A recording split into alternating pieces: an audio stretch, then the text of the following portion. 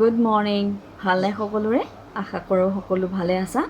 আজি আমি ষষ্ঠ শ্ৰেণীৰ গণিত বিষয়ৰ এটি নতুন বিষয় আৰম্ভ কৰিম। পাঠ নং ৭ ভগ্নাংশ।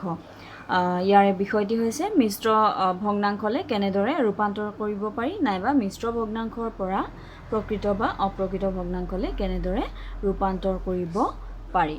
তাৰ বাবে ধৰা হ'ল প্ৰথমতে আমি অপ্ৰকৃত ভগ্নাংশক কেনেদৰে মিশ্ৰ ভগ্নাংশলৈ ৰূপান্তৰ কৰিব পাৰি সেই বিষয়ে জানি লওঁ।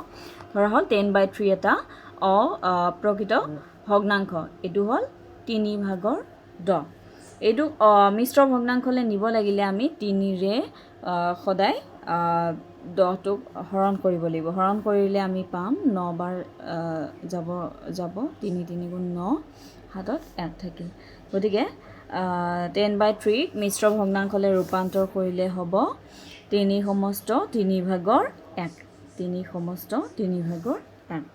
নাইবা দ্বিতীয় পদ্ধতি হৈছে আমি এনেদৰেও ল'ব পাৰোঁ। 10টোক যদি আমি ভাঙি লওঁ 9 + 1, তাৰপিছতে 9/3 + 1/3, আকৌ এইটোক 3ৰে 3 বাৰ যাব, গতিকে 3 + 1/3, শেষত 3 সমস্ত 3/1। গতিকে অপ্ৰকৃত ভগ্নাংশক এনেদৰে মিশ্ৰ ভগ্নাংশলৈ নিব পাৰি হৰণ কৰি পেলাই। আকৌ মিশ্ৰ ভগ্নাংশক যদি আমি অপ্ৰকৃত ভগ্নাংশলৈ নিব লগা হয়, তেতিয়া আমি সকলোতকৈ এটা সহজ উপায় এইটো আমি কৰি লৈছোঁ।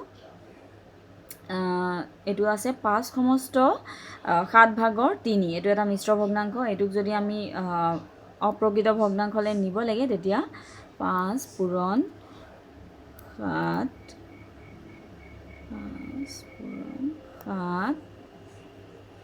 যোগ, মানে এইটোৰে এইটো পূৰণ +3, এইটো যোগ এইটো +3/7। 7 × 5 = 35। 35ে 3 আমি অলৰেডি জানোৱে যে 38।